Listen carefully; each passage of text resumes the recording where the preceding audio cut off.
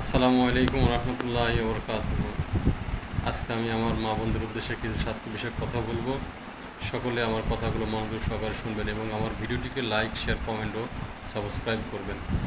যেমন অনেক মা বোনদের অনেক প্রবলেম থাকে, যাদের শরীরে অনেক রক্ত স্বল্পতা দেখা দেয়। তাদের ক্ষেত্রে মাথা ব্যথা, হাত পা জ্বালা পোড়া, অস্থিরতা, কাজে অনীহা, ক্লান্তিবোধ, হাত পা জ্বালা পোড়া, যন্ত্রণা, এক কথায় সংসারে অশান্তি লেগে থাকে এগুলোর কারণে।